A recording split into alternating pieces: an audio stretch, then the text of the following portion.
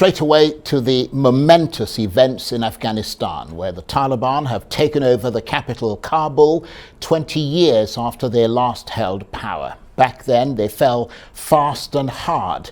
This time, it was the turn of the president, Ashraf Ghani, who fled the country.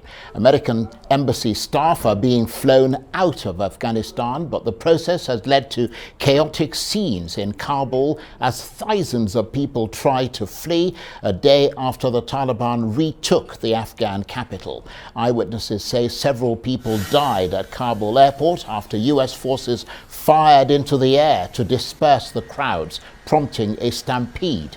And others are reported to have tried to stow away on a plane, only to fall in mid-air. The Taliban have called for calm and promised there'll be no revenge. The high-security green zone in Kabul, where most of the foreign diplomatic missions are located, has been abandoned by Afghan security forces.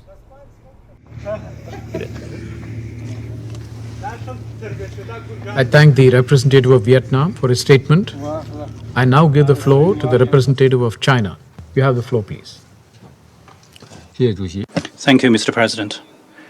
I welcome Secretary General to the meeting today, and I thank him for the briefing. I've listened to the statement by the representative of Afghanistan. The situation in Afghanistan has undergone major changes. We respect the will and choices of Afghan people. The war in Afghanistan has lasted for more than 40 years. Stopping the war and achieving peace is not only the unanimous aspiration of more than 30 million Afghan people, it is also the common expectation of the international community and the regional countries. The pressing task at the moment is to restore peace, stability, and order as soon as possible, so as to avoid unnecessary casualties and large-scale refugees to the utmost extent possible. The rights and interests of diplomatic missions and personnel in Afghanistan are inviolable. The safety, security, and interest of foreign nationals in Afghanistan must be respected and guaranteed. All parties in Afghanistan have the responsibility to protect people's lives and property. They should provide assurance for the safe residence and orderly evacuation of foreign citizens. President, China has always maintained that a political solution is the only way out for Afghanistan. At present, Afghanistan's national prospects are at a historic crossroads. China takes note of what was said by the Afghan Taliban yesterday, that war in Afghanistan had ended and that it would negotiate to establish an open, inclusive Islamic government, and it would take responsible actions to ensure the safety of Afghan citizens. And that's happening live at the moment. The UN Security Council, they're meeting about the developments in Afghanistan. We will be dipping in and out of that throughout this program. Well, to reflect on the outcome of the US-led Allied military intervention, I'm joined now from Washington by the former US Deputy Ambassador to Afghanistan, Earl Anthony Wayne. Absolutely delighted to have you, Ambassador Wayne. We appreciate the time you've taken to talk to us. I expect you heard a little bit about China there speaking about developments in Afghanistan. Not enough to form a sense yet of what their approach to all this is. But beyond that, how would you describe the behavior of foreign powers in Afghanistan over the last few weeks and over the past 20 years? Well, of course, that's a very big question over the last 20 years. The United States has been deeply involved during that period of time, and at different segments of that, I've worked very hard on Afghanistan. I think it would be fair to say that we and others have made mistakes in our involvement in Afghanistan going forward. But the overall thrust of the international community was to try to work to support Afghanistan to get to a situation of peace and to reach a higher level of development and economic prosperity for its people. In the last several years, the United States, under the previous administration of Donald Trump, tried to negotiate an agreement with the Taliban first to reduce the U.S. presence, and then with the hope of having a sustainable peace negotiation. but that latter did not happen. There was not a successful engagement where the Taliban seriously negotiated with the representatives of the government in Kabul. And then this spring, as you know, President Biden made the decision to continue on with the commitment to withdraw U.S. troops. But effectively, what had happened was the Taliban had used this period of time to strengthen their military and their political apparatus around the country, and the morale and the capacity of the Afghan security forces had deteriorated. And increasingly in recent months, what we saw was that the Afghan security forces lost heart in a lot of ways. They just thought they were being abandoned, and they became less and less willing to fight. And this had not been the case for the past several years, where they had been vigorously involved in the fighting and doing the vast majority of the fighting.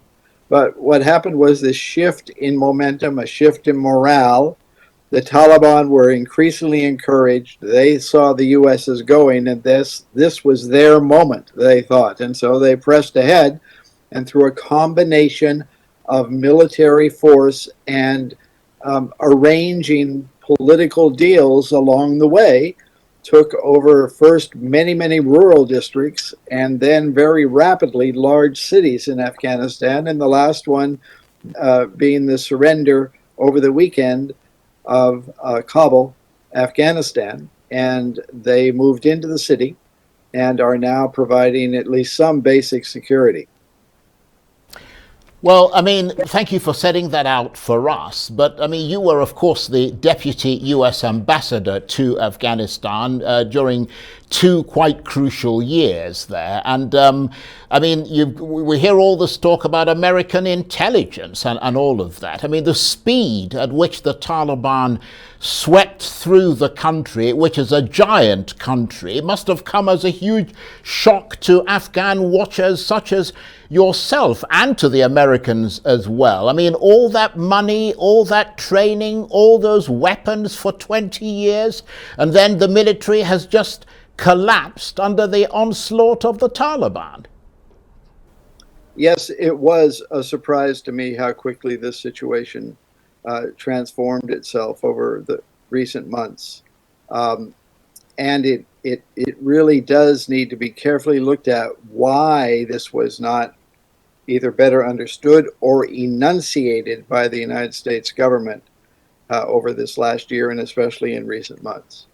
This was a significant change. And as I say, up till several years ago, the Afghan forces were out very vigorously defending positions all around the country. Part of the reason was that ability to be mobile and to go out was very dependent on U.S. technical support for their Air Force, for their special forces, and for close U.S. air support in difficult situations where U.S. aircraft would come in, working with those Afghan forces and help counter the Taliban. That was withdrawn. And I think the combination of, at the end of that withdrawal of support, plus a number of American signals that the war in Afghanistan was unwinnable, really dealt serious blows to morale in the country of Afghanistan among the non-Taliban forces. And as I said, it encouraged the Taliban. That is not an excuse for not having predicted and indicated that this could take place so rapidly. But it was a surprise to me as well, until I saw the whole series of changes going on, because a number of my colleagues and I who have worked on Afghanistan for a long time, a number have said that historically there have been tipping points in Afghanistan where the momentum shifts and a number of people change sides because they see little prospect of good survival for themselves and their family if they don't do that. And I think that's in part what happened here. The Taliban were very clever from a public strategy point of view, from a private conversation point of view, as well as being very effective in moving their forces militarily around the country.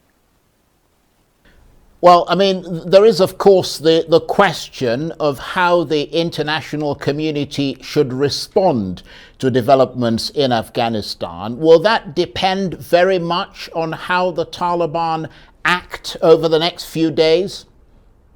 Yes, I think that's very important. The most immediate attention needs to be focused on the airport in Afghanistan, where U.S. troops have gone back in with the idea of effectuating an evacuation, first described as being only for the employees of the U.S. Embassy, but I think it may be broader now to accept people who worked for the U.S. government in the past and thus are under danger in a new Taliban government.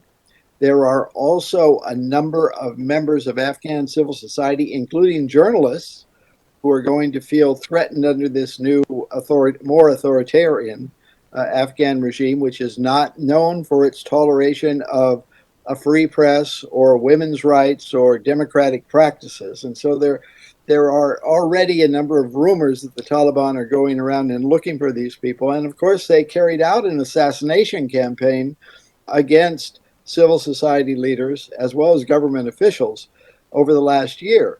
So there's good reason to be afraid. So there's the immediate problem of, can this evacuation be effectuated? There are a number of other countries and institutions, organizations that want to fly people out.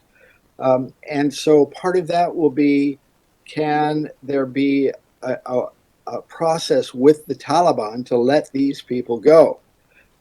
Then beyond that, there's going to be the challenge of how the Taliban acts toward larger numbers of people. And as you know, there's an international responsibility that's been agreed for protecting people whose human rights are in danger. And beyond that, there's a great humanitarian crisis with all the internally displaced persons in Afghanistan. And Afghanistan has been suffering terribly from COVID-19. So this is a really difficult situation. And as we know, in periods of war, the economy, the banking system, the food supply systems, all a halt. Okay, please stay with us, Ambassador Wayne. We want to talk with you a little bit more. You're watching the Arise interview. Plenty more still ahead as we continue our chat with the former Deputy U.S. Ambassador to Afghanistan, Earl Anthony Wayne, about the momentous events in the country. Stay with us.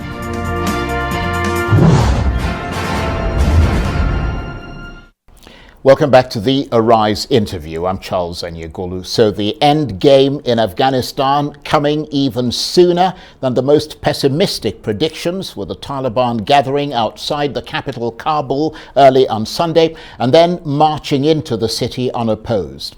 As the situation in Afghanistan rapidly evolves, the events on the ground are rapidly outpacing even the speeded up plans for the evacuation of foreigners. There have been scenes of panic and distress at Kabul International Airport as crowds try to flee the Afghan capital, terrified and clinging to the outside of departing American aircraft. Desperation promoted by fear of what the victorious Taliban will do in the face of their takeover. Several people have died in the chaos, and there have been reports of people falling from planes in mid-air. Ordinary Afghans say they've been betrayed, not only by their own leaders, but by the West. Well, my first guest today, Ambassador Earl Anthony Wayne, served as Deputy U.S. Ambassador to Afghanistan from 2009 to 2011, and he's still with me from Washington. Thank you very much indeed, Ambassador Wayne, for staying with us. When you hear that from ordinary Afghans saying they've been betrayed by the West, what's your reaction? I think we have many very scared people who have done a lot of sacrificing over the years and who also believed in what the United States and other Western partners, because as you know, there was a large coalition working in Afghanistan to support the Afghan Republic, as it was known, the Islamic Republic of Afghanistan, during these years. And so many of these people believed in what we all were saying that we did support a more democratic and a more prosperous Afghanistan, and that we did not favor a return to power of the Taliban. So they are really scared and frustrated right now.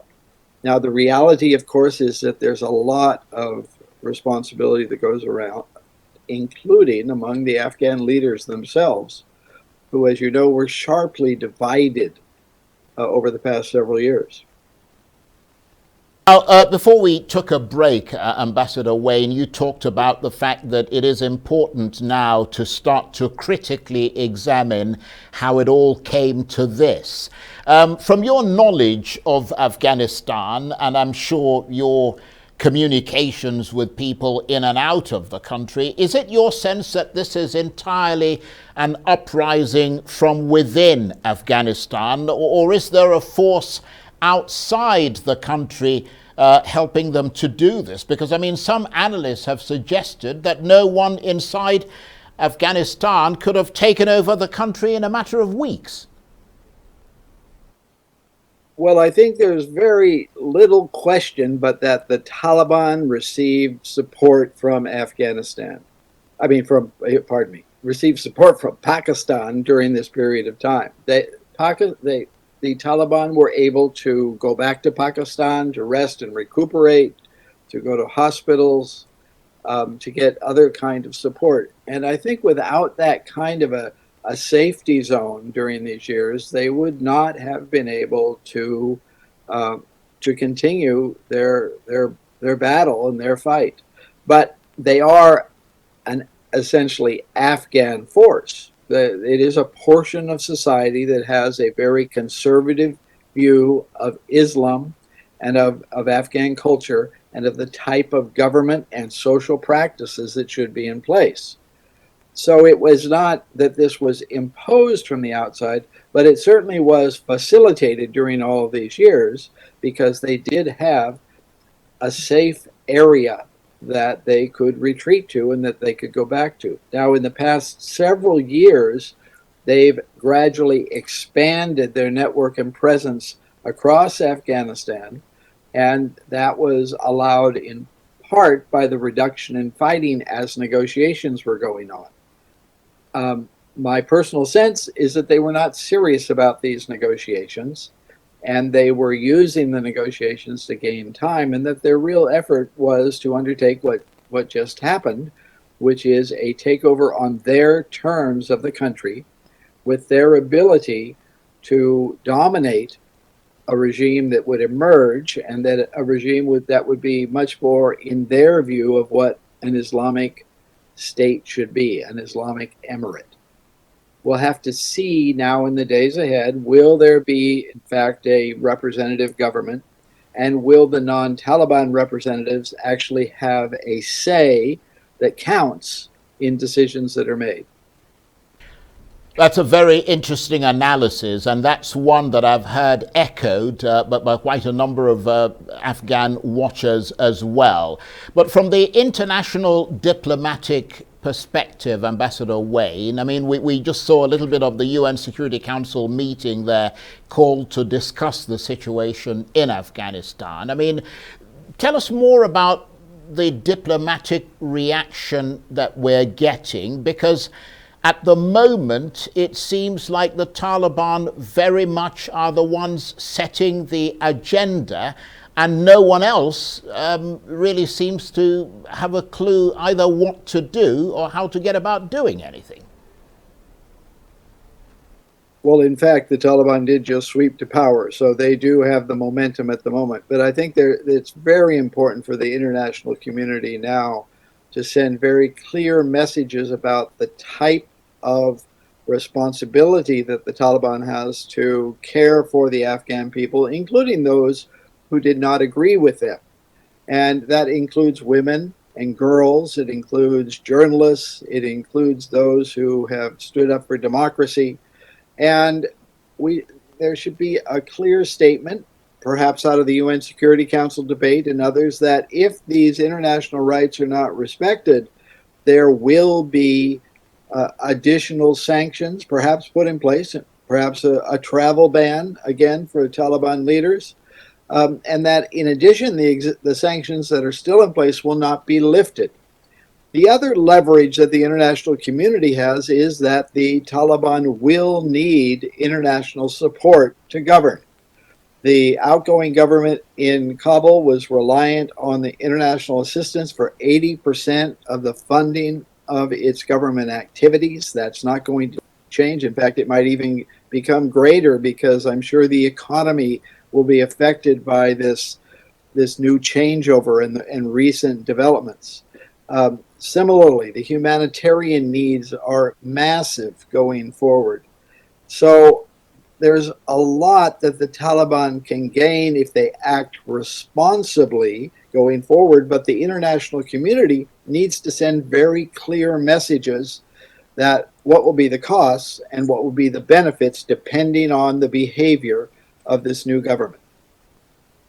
But I mean, is there likely to be a united international front? I mean, because Russia, of course, we know, says it's staying in Kabul. I mean, they said they've been given security assurances for their embassy. We know the Chinese are talking about bilateral meetings rather than taking a sort of multilateral approach. But the US, for its part, has been flying people out of its embassy. How should we read all that? Well, I think the diplomatic challenge right now is to create unity among the regional powers, among the big powers in the international situation, and others who have an interest, and try to forge a common approach. That is the big challenge for U.S. and other diplomacy right now. And of course, it's not just the United States. The U.K. and others have interests in the human rights of these Afghans and in the good practices of governments around the world. So my hope is that there will be enough international diplomatic activity and pressure to bring everybody together, including the neighbors, including Iran and Pakistan, the Central Asian republics, including China and Russia and the United States and the Europeans, and others who are involved, especially on the Security Council, so that there can be a common approach.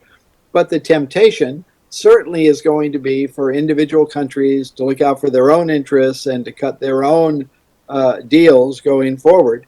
And that's always one of the big challenges when there's a major crisis and there could be a better outcome with a united approach, but it's not clear that that united approach is going to emerge without a lot of serious engagement, serious diplomacy.